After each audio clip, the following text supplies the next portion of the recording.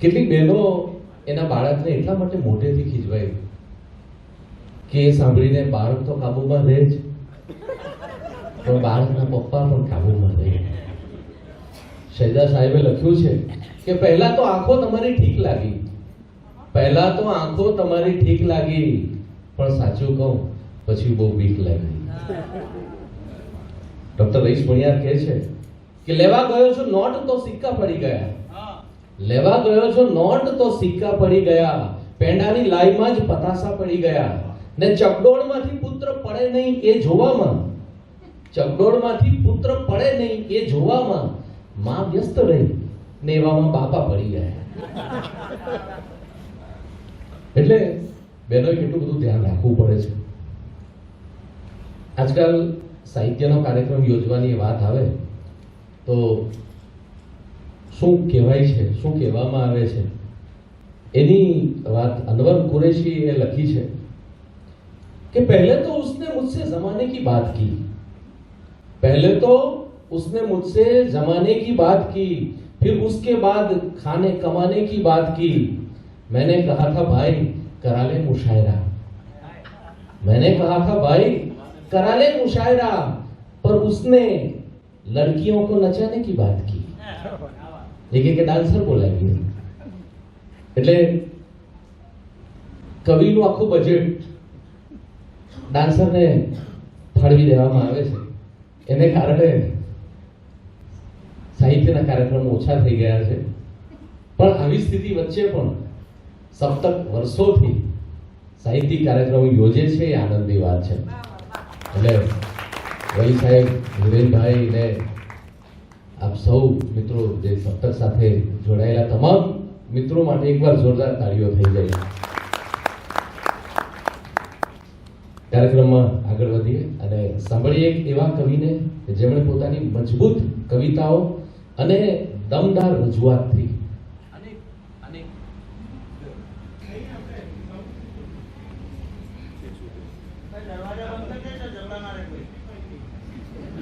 બહુ પવન આવશે તો જ બંધ થશે.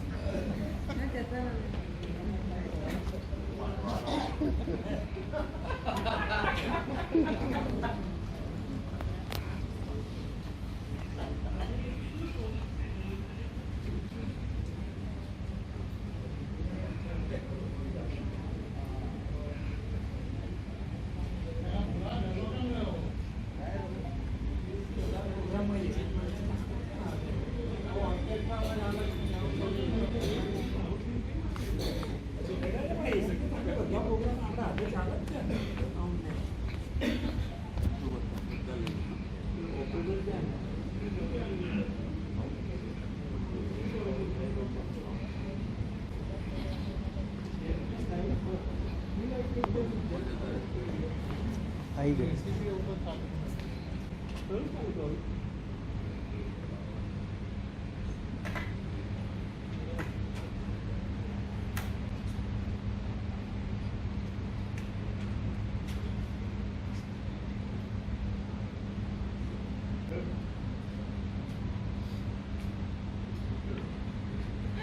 બની શકે માઇક કે હવે પછી જે કવિનો અવાજ ઝીલવાનો છે એને માટે માઇક પોતે તૈયાર થવા દેવું હોય તો એવા માતબર કવિ શ્રી ભરત ભટ્ટ પવનને હવે આપણે સાંભળીએ. એમની અનોખી અને દમદાર રજૂઆત માણીએ.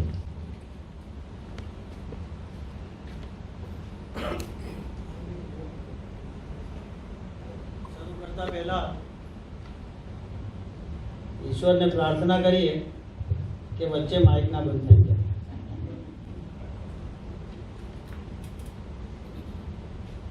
ભોજન પછી હસવાનું, હસવાની પ્લેટ પકડજો. ભોજન પછી હસવાનું, હસવાની પ્લેટ પકડજો. હસવું જો ના આવે તો પોતાની ફેંટ પકડજો. ભોજન પછી હસવાનું, હસવાની પ્લેટ પકડજો ને હસવું જો ના આવે તો પોતાની ફેંટ પકડજો. ને કવિઓ તરફથી આજે એક મુદ્દાની વાત કહું છું. કવિઓ તરફથી આજે એક મુદ્દાની વાત કહું છું. પેટ પકડીને હસો ને તો પોતાનું પેટ પકડજો. તો આ પેટ ઉપર તો પ્રજ્ઞાબેને બહુ વાત કરી, એટલે પોતાનું પેટ પકડીને હસવું જોઈએ, બીજાનું પકડવા જઈએ તો પછી રડવાનો વખત આવે. બધાનો હાથ પકડી ચાલવાની ટેવ સારી નહીં.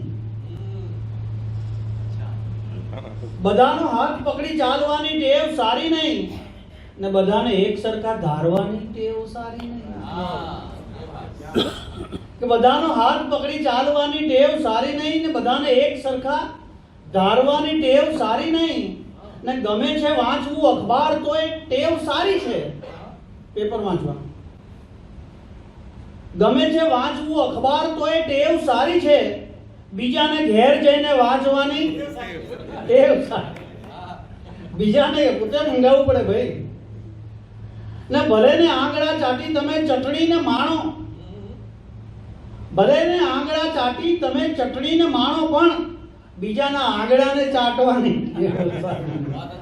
બીજાના આંગળાને ચાટવાની ટેવ સારી નહીં. ને અમુક ફૂલોને ખાલી દૂરથી જોયા જ કરવાના. અમુક ફૂલોને ખાલી દૂરથી જોયા જ કરવાના. બધા વેણી કે ગજરા સૂંઘવાની, બધા વેણી કે ગજરા સૂંઘવાની ટેવ સારી નહીં. તો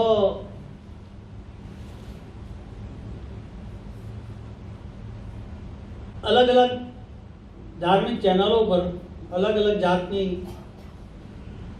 સલાહ સૂચનો આપણને મળે છે, પુણ્યના કામ, સેવા વગેરે. તો એક સેવાની વાત કવિઓ પણ એવી કહેવા માંગે છે કે બાળકનું હોમવર્ક કરી આપવું એ પણ મોટી સેવા છે. ઘણી માં કરતી હોય છે. બાળકનું હોમવર્ક કરી આપવું એ પણ મોટી સેવા છે ને એની ટીચરના વખાણ કરવા એ પણ મોટી સેવા છે. ને એની મમ્મીને પાણી અબામાં સેન્ટરમાં તો બાળક જ છે કે બાળકનું હોમવર્ક કરી આપવું એ પણ મોટી સેવા છે ને એની ટીચરના વખાણ કરવા એ પણ મોટી સેવા છે ને એની મમ્મીને પાણીપુરી ખવડાવવી એ પણ મોટી સેવા છે ને એના ડેડીને થોડું હસાવવા એ પણ, કારણ કે બિચારાનું હસવાનું ગાયબ થઈ ગયું છે લગ્ન પછી એને બાળક આવ્યા પછી. અને આ બધી સેવા સાથે સૌથી મોટી સેવા તો એ છે જેનાથી બહુ પુણ્ય મળે. બહુ પુણ્ય મળે. એનો લાભ તમે અત્યારે જ લઈ શકો છો. એટલે કવિઓ કહે છે કે કવિઓની કવિતાને વધાવવી એ સૌથી મોટી સેવા છે. તો શરૂ કરીએ. સેવાની વાત કરી એટલે લાભની વાત, કે શાળાને ઘેર બોલાવવાથી ખૂબ લાભ થાય છે. શાળાને ઘેર બોલાવવાથી ખૂબ લાભ થાય છે ને સાડીને ગિફ્ટ આપવાથી ખૂબ લાભ થાય છે.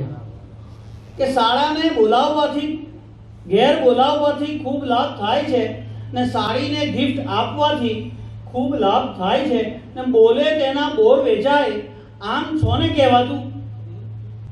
બોલે તેના બોર વેચાય આમ છોને કહેવાતું. બંધ મોડું રાખવાથી, અહીં ઘરમાં ઝઘડો થાય ને ત્યારે બંધ મોડું રાખવું તો લાભ વધારે થાય. અને આમે ઘણીવાર ચૂપકીદીમાં વધારે ફાયદો થતો હોય છે. તો કવિ કહે છે કે ધડકનો થઈ જાય છે બેફામ એના એરિયામાં. ધડકનો થઈ જાય છે બેફામ એના એરિયામાં.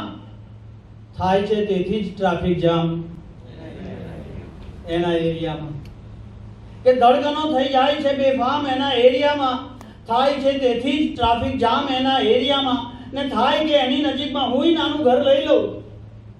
થાય કે એની નજીકમાં હુંય નાનું ઘર લઈ લઉં પણ મકાનોના છે ઊંચા દામ એના એરિયામાં. ને આમ છોને કોઈ ઓળખતું ન હો આખા નગરમાં. આમ છોને કોઈ ઓળખતું ન હો આખા નગરમાં. છે ઘણું મશહૂર મારું નામ એના એરિયામાં. અને હું નથી મોહી પડ્યો એના ઉપર સાચું કહું છું. હું નથી મોહી પડ્યો એના ઉપર સાચું કહું છું. રોજ કઈ ને કઈ પડે છે કામ, રોજ કઈ ને કઈ પડે છે કામ એના એરિયામાં. તો અલગ અલગ પાત્રોને ધ્યાનમાં રાખીને હાસ્ય કવિતાઓ લખાય છે. પણ મા વિશે જે એક બધાને ગમતી રચના કવિ બોટાદકરે જે લખી, મીઠા મધુ ને મીઠા મેહુલા રે લોલ, એથી મીઠી કે મોરી માતરે, જનનીની જોડ કદી નહીં જડે રે લોલ. તો એમની માફી સાથે કવિ ભરતભટ્ટ પવને એક રચના લખી. બોટાદકરને એમની જનની વિશે બહુ લગાવ હશે. મારા જનની તો ગયા, હવે પત્ની જ છે તો મારે પત્ની વિશે લખવું જોઈએ, એટલે એક પત્ની વિશે લખાયું. એ જ લઈ પકડીને કે કડવી મેથી ને કડવા કારેલા રે લોલ, કડવી મેથી ને કડવા કારેલા રે લોલ, એથી કડવી તે એની જીભ રે, પત્નીની જોડ કદી નહીં જડે રે લોલ. શોપિંગ કરવામાં છૂટા હાથની રે લોલ, શોપિંગ કરવામાં છૂટા હાથની રે લોલ, સેલ જોઈ ગાંડી ગાંડી થાય રે, પત્નીની જોડ કદી નહીં જડે રે લોલ. ને ટીવી સિરિયલમાં બહુ રસ પડે રે લોલ, ટીવી સિરિયલમાં બહુ રસ પડે રે લોલ, પછી ઘરમાં ભજવે એપિસોડ રે, પત્નીની જોડ કદી નહીં જડે રે લોલ. પણ એવું નથી. મને મારી પત્ની બહુ ગમે છે ને મારી પત્નીને હું પણ બહુ ગમું છું. પતિને મૂકીને કદી ના જમે રે લોલ, પતિને મૂકીને કદી ના જમે રે લોલ, પતિ આવીને રાંધે પછી ખાય રે, પત્નીની જોડ કદી નહીં જડે રે લોલ. તો બેને પેટ વિશે વાત કરી હતી કે તમે બી લખો, ચેલેન્જ આપી, તો ચેલેન્જ સ્વીકારું છું. લોકો કાયમ ડુંડના બસ ગેરલાભ જણાવે, લોકો કાયમ ડુંડના બસ ગેરલાભ જણાવે, આજે ડુંડના ફાયદાઓ એક કવિ કહી બતાવે. કે મોટી ફાંદને લીધે ક્યારેક આ ફાયદો પણ રહેશે, મોટી ફાંદને લીધે ક્યારેક આ ફાયદો પણ રહેશે, ફાંદાડાને જોઈ રિક્ષામાં ચોથો કદી ના બેસે, ને ક્યારેક કબરકાબી મૂકવા ડુંડ કામ આવે, આજે ડુંડના ફાયદાઓ એક કવિ કહી બતાવે. બીજો બંધ છે કે મારા ઘર પર એવો તે હક જતાવે મારી ડુંડ, મારા ઘર પર એવો તે હક જતાવે મારી ડુંડ, હું આવું એ પહેલા ઘરમાં આવે મારી ડુંડ. આ ઘરમાં પ્રવેશ પગ જાય પહેલા તો ડુંડ પ્રવેશી ગયું હોય. ને પેટ પકડીને હસવાનું બસ ડુંડાળાને ફાવે. પેટ પકડીને હસવાનું એ કામ જેને પેટ હોય ને એને. કેવું હિરણભાઈ? આજે ડુંડના ફાયદાઓ એક કવિ કહી બતાવે. અને ત્રીજો બંધ જુઓ કે કાનાના મુખમાં બ્રહ્માંડ યશોદા માએ જોયું,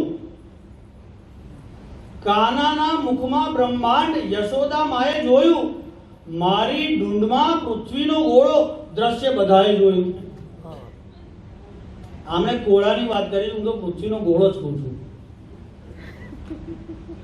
કાનાના મુખમાં બ્રહ્માંડ યશોદા માએ જોયું, મારી ડુંડમાં પૃથ્વીનો ગોળો દ્રશ્ય બધાએ જોયું, મોટું પેટ પોતાની અંદર વાતો ઘણી સમાવે. મોટું પેટ પોતાની અંદર વાતો ઘણી સમાવે. આજે ડુંડના ફાયદાઓ એક કવિ કહી બતાવે. આજે ડુંડના ફાયદાઓ એક કવિ કહી બતાવે. તો એક વાત જરાક એવી છે, 4 પ્રકારની ગોળીઓની વાત કરવી છે. એ ગોળીની વાત કર્યા પછી પાછું કવિતા પર આવું. એ 4 પ્રકારની ગોળી એ બહુ હેરાન કરે છે. એક તો બંદૂકની ગોળી, એ બહુ હેરાન કરે, બીક જ લાગે, અવાજ થાય તો ધ્રુજી જવાય. બીજું ડોક્ટરે લખી આપેલી ગોળી, સુજાતભાઈ, તો એ પણ આપણને હેરાન કરે. ઘણી વાર તો એટલી લાંબી હોય કે અંદર ઉતરી જાય, ફસાઈ જાય. ત્રીજી આ હોમિયોપેથિકની ગોળીઓ, એની તો માથાકૂટ જ જુદી છે. 4 લેવાની કીધું હોય, આંગળી નહીં લગાડવાની, ડબ્બીની ઢાંકણામાં 4 કાઢવા જાય, 6 આવી જાય, પાછી 2 કાઢવા જાય તો 4 જતી રહે. અડધો દાડો એ ગોળીઓમાં જ એડજસ્ટ થઈ જાય.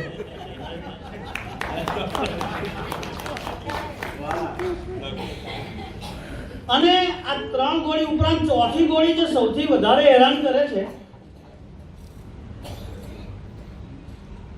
એ છે આંગળી પરથી અંગૂઠા પર ને અંગૂઠા પરથી આંગળી પર જે રમ્યા જ કરે છે અને આપણને રમાડ્યા કરે છે, એ ગોળી ગુંગાની ગોળી, જેને અમુક લોકો ઇલાયચીના દાણા પણ કહે છે. આ એ ગોળી એટલી જિદ્દી, પેલા નેતાઓ ખુરશીને ના છોડે એમ આ ગોળી આંગળીને ના છોડે. એટલે નેતાઓ ધારો કે છોડવાનું બહુ ફોર્સ આવી જાય તો ખાતું બદલે, એવી રીતે આ અંગૂઠા પરથી આંગળી પર આવે. એટલે એ બેમાં બહુ સમાનતા છે. આવી ગોળીઓની વાત થોડી કરીને મારે આ નેતાની વાત આવી એટલે એક નેતાને લાવવા હતા કે ખુરશીનો ફોટો એ એના પાકીટમાં પધરાવે છે. ભાઈ જો આપણે હસવા ભેગા થયા છીએ, આપણને કોઈ પક્ષ જોડે કોઈ લેવા દેવા નથી, કોઈની જોડે કોઈ વાંધો નથી, નથી બહેનો સાથે વાંધો, નથી ભાઈઓ સાથે વાંધો, નથી ડુંડાળા સાથે વાંધો, નથી સિંગલ બોડીવાળા સાથે. આપણે માત્ર હસવા ભેગા થયા છે, કોઈ પર્સનલી લેવું નહીં. તો ખુરશીનો ફોટો એના પાકીટમાં પધરાવે છે, વિચાર પણ ખુરશીના સપના આવે છે. ને ખુરશી એના શ્વાસો, ખુરશી ધડકન, ખુરશી ઘર. ખુરશી એના શ્વાસો, ખુરશી ધડકન, ખુરશી ઘર. ખુરશી એની કુળદેવી ને ખુરશી જ પરમેશ્વર. ઝાડ નહીં જંગલ કાપી ખુરશી બનાવડાવે છે. ઝાડ નહીં જંગલ કાપી ખુરશી બનાવડાવે છે. ખુરશીનો ફોટો એ એના પાકીટમાં પધરાવે છે નેતા. ને ખુરશી પર બેસવા એ જોડે મન ફાવે ત્યાં તાર, ગમે તે પક્ષ જોડે ગમે એની જોડે સેટિંગ કરે છે. ખુરશી પર બેસવા એ જોડે મન ફાવે ત્યાં તાર, કોઈ પણ રીતે બનાવવા ઈચ્છે એ એની સરકાર. નાની એની ખુરશી આખા દેશને હંભાવે છે. ખુરશીનો ફોટો એના પાકીટમાં પધરાવે છે. અને ખુરશીની માયામાં એ તો દેશને વેચી નાખે. ખુરશીની માયામાં એ તો દેશને વેચી નાખે. નાના નાના ટુકડામાં એ દેશને વહેંચી નાખે. ખુરશીની માયામાં એ તો દેશને વેચી નાખે ને નાના નાના ટુકડામાં એ દેશને વહેંચી નાખે. એની ખુરશી લોકોની ખુશીઓને અકળાવે છે. ખુરશીનો ફોટો એના પાકીટમાં પધરાવે છે. ખુરશીનો ફોટો એના પાકીટમાં પધરાવે છે. તો બીજું એક વાત કરવી છે કે રાજકારણની વાત નીકળી છે એટલે નેતા વિશે જ વાત કરીએ આપણે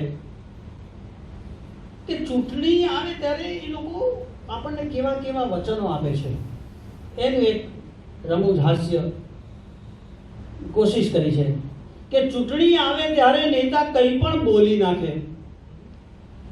હમણાં આપણે બિહારનું સાંભળ્યું છે, મગજમાં જ આપણે તો લોજિક જ ના ઉતરે એવા વાયદાઓ. રચના તો જૂની છે, બિહારનું તો હમણાં આવ્યું કે ચૂંટણી આવે ત્યારે નેતા કંઈ પણ બોલી નાખે, છૂટી જીભે છૂટા મોએ નેતા વચનો આપે. તો નેતાઓ આ પાછું શું છે કે ભાઈ 50% તો મહિલાઓ છે. મહિલાઓને રાજી કરવા શું કરવું જોઈએ? હાસ્ય રચના છે, કાલ્પનિક છે આખી વાત. કે રેશન કાર્ડ પર કન્યાઓને મેકઅપ બોક્સ આપીશું, રેશન કાર્ડ પર કન્યાઓને મેકઅપ બોક્સ આપીશું ને પાણી સાથે શેમ્પૂની જુદી લાઈનો નાખીશું ને દર દિવાળીએ આખા ઘરની સફાઈ કરી આપીશું. દર દિવાળીએ આખા ઘરની સફાઈ કરી આપીશું ને મહિલા મતદાતાઓને તો ડાય કરી આપીશું. વચન આપવામાં નેતાજી કોઈ દિવસ ના થાકે, ચૂંટણી આવે ત્યારે નેતા કંઈ પણ બોલી નાખે. આગળ વધે છે નેતા કે પિયર જતું જો હોય તો એમને મફતમાં મોકલાવાશે, પિયર જવું જો હોય તો એમને મફતમાં મોકલાવાશે ને એના ધણીઓને સરકારી ટિફિન મોકલાવાશે. એટલે બે ચિંતા જ નહીં. ને ઘરમાં ઝઘડો થાય તો સમાધાન માટે આવીશું. નેતાઓ કહે છે ઘરમાં ઝઘડો થાય મિયા બીવીનો તો સમાધાન માટે આવીશું ને આંસુ લૂછવા માટે થોડા રૂમાલ મોકલાવીશું. પ્રાણ જાય પર વચન ના જાય, બોલે વાતે વાતે, ચૂંટણી આવે ત્યારે નેતા કંઈ પણ બોલી નાખે, કંઈ પણ બોલી નાખે. ચૂંટણી આવે ત્યારે નેતા કંઈ પણ બોલી નાખે. તો પાછો પેલા મૂળ પર રાજકારણની બહાર નીકળીને કે અમુકના મસ્ત ચહેરાઓ પથારી ફેરવી નાખે, અમુકના મસ્ત ચહેરાઓ પથારી ફેરવી નાખે ને અમુક જણના દુપટ્ટાઓ પથારી ફેરવી નાખે. ને ભલે ને કેટલી પણ સાવધાની માર્ગમાં રાખો, ભલે ને કેટલી પણ સાવધાની માર્ગમાં રાખો, છતાં એના ઈશારાઓ પથારી ફેરવી નાખે ને પધારે સ્વપ્નમાં જોઈએ તો જાણે લોટરી લાગે, પધારે સ્વપ્નમાં જોઈએ તો જાણે લોટરી લાગે. પછી એના જ સપનાઓ પથારી ફેરવી નાખે ને ગમે છે એની સુંદરતા એવું કીધા પછી કાયમ, ગમે છે એની સુંદરતા એવું કીધા પછી કાયમ, એના મેકઅપના ખર્ચાઓ પથારી ફેરવી નાખે. અમુકના મસ્ત ચહેરાઓ પથારી ફેરવી નાખે. અને એક અંતિમ રચના કે એની સામે ખાલી જોયું એમાં એને પેલું લાગ્યું. બોલો, પેલું નો મતલબ તમારે હું અહીંથી બોલાય નહીં કે લાઈનો મારે છે, પણ તમારે સમજી લેવાનું, હું નથી કહેતો. એની સામે ખાલી જોયું એમાં એને પેલું લાગ્યું ને એ પણ મેં આગેથી જોયું એમાં એને પેલું લાગ્યું ને ઈશ્વરને અર્પણ કરવા મેં થોડા ગુલાબ લીધેલા, ઈશ્વરને અર્પણ કરવા મેં થોડા ગુલાબ લીધેલા, એમાંથી એક રાખી જોયું એમાં એને પેલું લાગ્યું.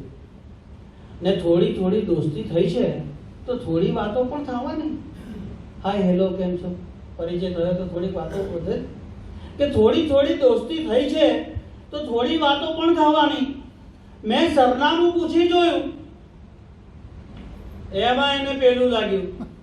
આમ જ પૂછ્યું તું ક્યાં રહે છે તો એને એવું લાગ્યું આ તો ને ગાર્ડનમાં તો રોજ સવારે ચાલુ છું, ભલે પેટ નથી તો કોઈ જુદી વાત છે, પણ ગાર્ડનમાં તો રોજ સવારે ચાલુ છું, પણ જ્યારે એ બાજુથી ચાલી જોયું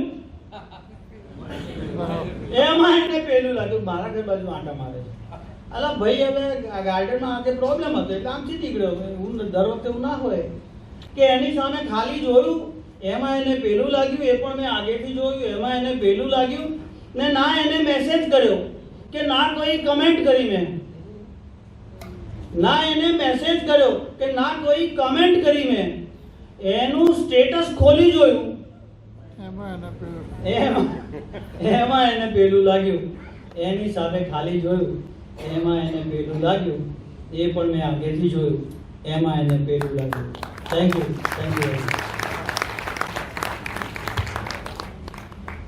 તો હવે ત્યારના પેલા વચ્ચે બેઠા બેઠા હોશિયારી મારે છે ઘેરા અવાજમાં સુરતથી આવેલા કિરણસિંહ ચૌહાણ, મારા બહુ સારા મિત્ર ને ગુજરાતના ખ્યાતનામ કવિ, બંને પ્રકારની કવિતાઓમાં એમની માસ્ટરી, બંને પ્રકારની કવિતાઓ મુશાયરો હોય કે હસાયરો હોય મેદાન મારી લે, મુશાયરો હોય કે હસાયરો હોય લૂંટી લે. તો એવા લૂંટારાને હું આમંત્રણ આપું છું એમની કવિતા પાઠ કરવા માટે.